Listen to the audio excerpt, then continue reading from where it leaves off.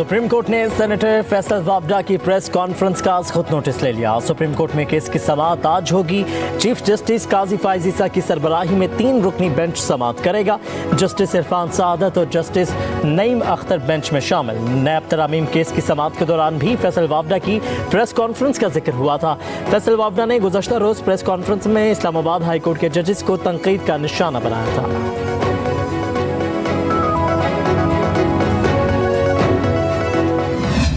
Islamabad high court के registrar office ने फैसल वावडा के खत का जवाब दे दिया। कहा कि आईन पाकिस्तान में जज बनने के लिए किसी और मुल्क की शहरियत या रिहाइश रखना नाअहलियत नहीं है। किसी भी वकील से हाई कोर्ट का जज बनते वक्त दोहरी शहरियत की मालूमात नहीं मांगी जाती। जस्टिस बाबर सत्तार के ग्रीन कार्ड का मामला सुप्रीम जुडिशल काउंसिल में डिस्कस हुआ था। काउंसिल ने डिस्कशन के बाद ही जस्टिस बाबर सत्तार को बतौर जज मुकर्रर करने की मंजूरी दी। ये अदालत जुडिशल कमीशन में होने वाले डिस्कशन का रिकॉर्ड नहीं रखती। अगर ऑर्डिनेंस लाने हैं तो फिर पार्लियामान को बंद कर दें। ऑर्डिनेंस के जरिए आप एक शख्स की मर्जी को पूरी कौम पर थोप देते हैं। क्या ऐसा करना जमहूरियत के खिलाफ नहीं?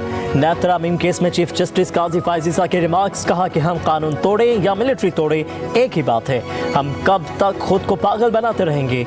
मुझे कोई कानून पसंद नहीं तो क्या इसे मुअत्तल कर दूं? क्या यह दयानतदारी है? अगर कोई मुकदमा अदालत आए तो इसे रोजाना की बुनियाद पर सुनकर फैसला करना चाहिए। चीफ जस्टिस काजी फाइज ईसा ने कहा कि कानून दुरुस्त नहीं तो इसे कलअदम करार दे दें। अगर कवानीन को इस तरह से मुअत्तल किया जाता रहा तो मुल्क कैसे तरक्की करेगा? आपको कानून पसंद नहीं तो पूरा केस सुनकर कलअदम कर दें। ऐसे फिर पार्लियामेंट को ही क्यों ना मुअत्तल कर दें।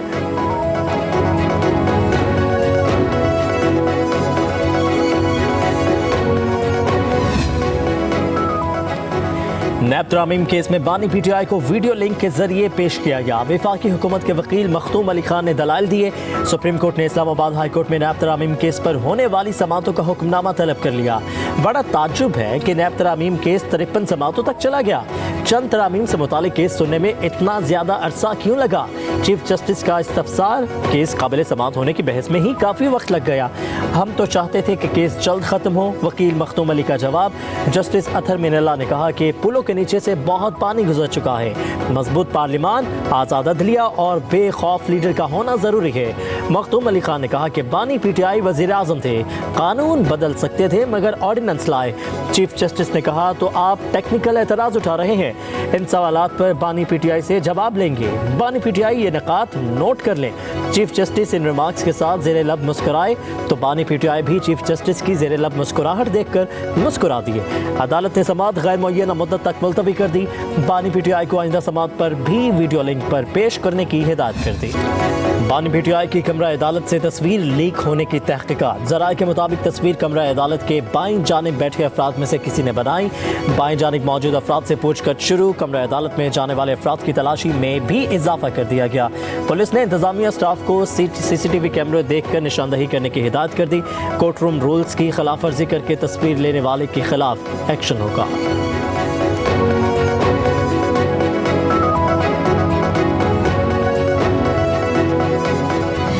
मेरे वाइफ की ये प्रॉपर्टी 2017 से थी और पिछले साल में उसने बेच के जो है दूसरी ली। समझूंगा कि मैंने एज अ बिजनेसमैन इन्वेस्टमेंट करनी है। मैंने जहाँ पाकिस्तान में करनी है पाकिस्तान में करूँगा, बाहर करनी है बाहर करूँगा। हाईलाइट ऐसे किए गए जैसे पता नहीं अल्लाह ना करे कि पता नहीं किस पैसों से आई है क्या नहीं।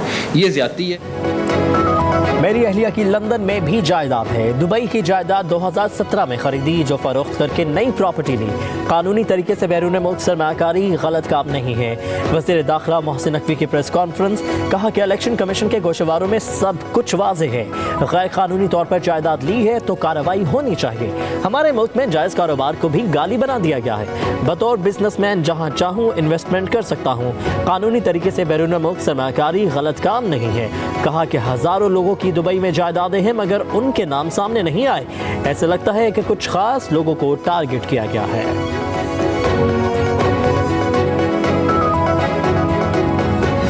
शरपसंद अनासर जिनका मकसद सिर्फ एक था कि किसी तरीके से हम आज़ाद जम्मू कश्मीर में तोड़ फोड़ जलाओ घिराव करके आज़ाद कश्मीर इसकी जितनी भी मजम्मत की जाए कम है। ये 23 अरब रुपया आज़ाद कश्मीर हुकूमत में अकाउंट में आज आज़ाद कश्मीर में एहतजाजी मुजाहिरों में शर पसंद भी शामिल थे। इंसानी जानों का ज़िया काबिल मज़म्मत है।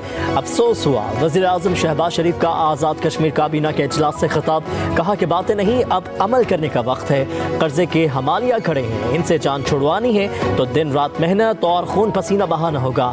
हम आज़ाद जम्मू और कश्मीर के आवाम की आवाज़ के साथ आवाज़ मिलाते हैं। आज़ाद कश्मीर के आवाम भी पाकिस्तान से मोहब्बत का इजहार करते हैं। 23 अरब रुपए का पैकेज कागजों तक महदूद नहीं रहेगा।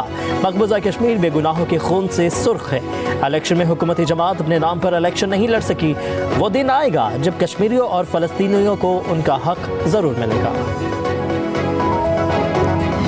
इससे बड़ी हमारी बदकिस्मती क्या हो सकती है कि अरबों डॉलर खर्च किए जाएं और डिज़ाइन फॉल्ट्स आ जाएं। ये भी चैलेंजिंग जगह है, कोई शक नहीं। इसलिए मेरी ये गुजारिश है कि इसके लिए आप देर ना करें। देखिए, ये कौम के साथ ज़्यादती है, ये ज़्यादती हमें मिलकर नहीं होने देनी चाहिए। अगर कोई करेगा तो I will stand in his way like a rock. सस्ती बिजली के फ़रोग़ के लिए इक़दामात कर रहे हैं। अवामी फलाह के मनसूबे में खराबी या ताख़ीर बर्दाश्त नहीं की जा सकती। ज़िम्मेदारों का तयन किया जाना चाहिए। वज़ीर आज़म शहबाज शरीफ का नीलम जेहलम हाइड्रो प्रोजेक्ट का दौरा, तकरीब से खिताब करते हुए कहा कि इससे बड़ी बदकिस्मती क्या हो सकती है कि अरबों डॉलर खर्च किए जाए और डिज़ाइन में फॉल्ट आ जाए। कोई शक नहीं कि प्रोजेक्ट की ये जगह चैलेंजिंग है। मनसूबों में ताख़ीर कौम के साथ ज़्यादती है।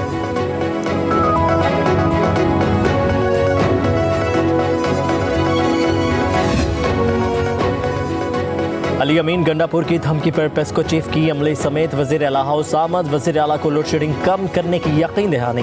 लोड शेडिंग का नया शेड्यूल जारी करने पर भी इतफाक। नया शेड्यूल मॉनिटरिंग के लिए तमाम डिप्टी कमिश्नर्स और DPOs को भेजा जाए। वज़ीर आला की हिदायत, कहा कि कहीं 1 मिनट से ज़्यादा भी लोड शेडिंग हुई तो मुताल्लिक़ एक्शन के खिलाफ FIR दर्ज की जाए। बिजली मसाइल पर वफाक के साथ बात करने को तैयार है।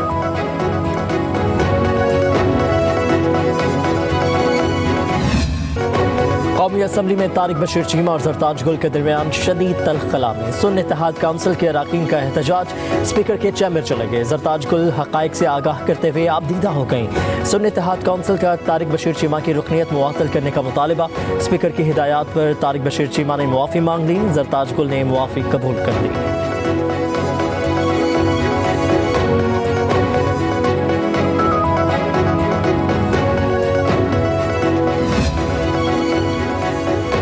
मुल्क इदारों के दरमियान कशमकश का मुतहम्मिल नहीं हो सकता। मुल्की इस्तेहकाम और अमन अमान के लिए सबसे ज़्यादा कुर्बानियाँ पाक अफवाज ने दी हैं।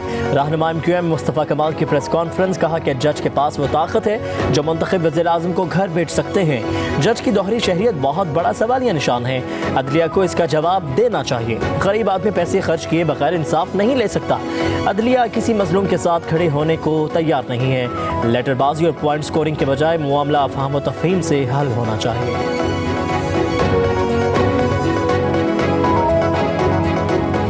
इस इम्पोर्ट का भी हिसाब इंशाअल्लाह ताला इनसे लेंगे। हमारे खून पसीने की कमाई को तुम निचोड़ कर बाहर ले जाओ, ये नहीं चलेगा। नून लीग को हिसाब देना पड़ेगा। सरदारी और उनकी पूरे टप्पर को हिसाब देना पड़ेगा।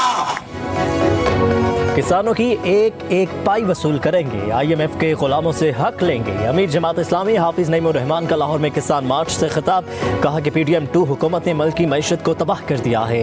गंदम इंपोर्ट करने वालों से हिसाब लेंगे। इन्हें सर छुपाने की भी जगह नहीं मिलेगी। किसान को बर्बाद करके कभी खुशहाल नहीं हो सकते।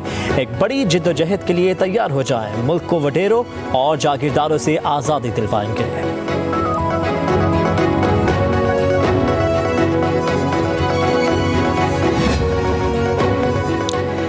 कराची में मैट्रिक इम्तहानात साफ शफाफ कराने के दावे और इक़दामात धरे के धरे रह गए। नकल माफिया ने कराची बोर्ड को चारों शाने चित कर दिया। 90 रोज़ भी पर्चा शुरू होने से पहले ही आउट हो गया। अंग्रेजी का पर्चा WhatsApp के जरिए तलबा तक पहुँच गया।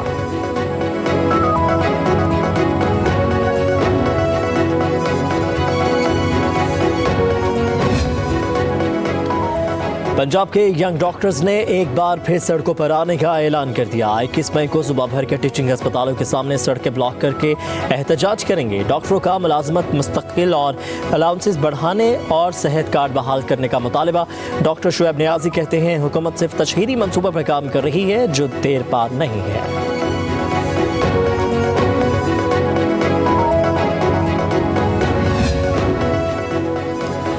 मुल्क भर में गर्मी का राज बरकरार है। सूरज आंखें दिखाने लगा। मुल्क के मुख्तलिफ शहरों में अगले 25 रोज के दौरान 3 हीट वेव्स आने का खतरा। सिंध के इलाके उमरकोट, थरपारकर, टंडोवाला यार, मिठियारी, सांखड़ और पंजाब में बहावलपुर, रहीम यार खान में हीट वेव का इम्कान।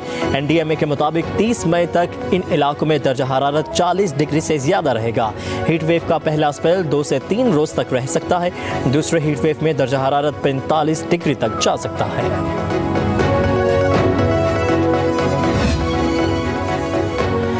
पाक बहरिया की मादरे वतन के लिए बहादुरी और कुर्बानियों की काबिल फ़ख्र तारीख है। Chairman joint chiefs of staff committee general Sahir Shamshad Mirza का नेवी वॉर कॉलेज में 53वें PN स्टाफ कोर्स के शुरका से खिताब। कहा कि पाक नेवी हमेशा पाकिस्तान के समुद्री मफादात के तहफ़्फ़ुज़ के लिए कौम की तवक्कुआत पर पूरा उतरी है।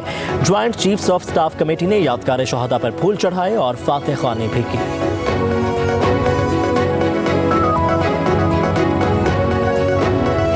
पूरी कौम इस बात की गवाही दे रही है कि आप हारे नहीं, आप जीते हैं अल्हम्दुलिल्लाह। वो दिन दोबारा कभी आएंगे।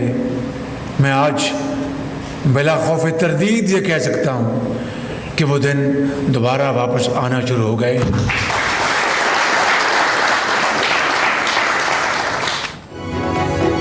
अजलान शाह हॉकी टूर्नामेंट का फाइनल खेलने वाली कौमी टीम के एजाज में तकरीब। वज़ीर-ए-आज़म शहबाज शरीफ की हौसला अफजाई, मुलाजमतें बहाल करने का ऐलान कर दिया। खिलाड़ियों को 10-10 लाख रुपए के चेक्स दिए। कहा कि टूर्नामेंट में हारे नहीं, बाजी जीती है। कारकर्दगी मुस्तकबिल में जीत की नवीद है। हॉकी का खेल दोबारा अरूज हासिल करेगा।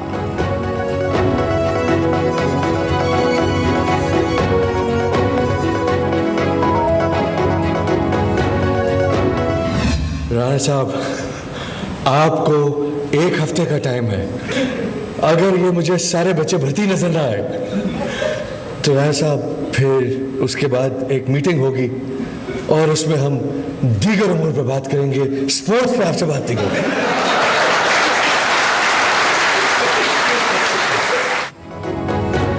हॉकी टीम के एजाज में तकरीब के दौरान शफात अली की कंपेयरिंग पर वज़ीर-ए-आज़म शहबाज शरीफ महजूज हुए।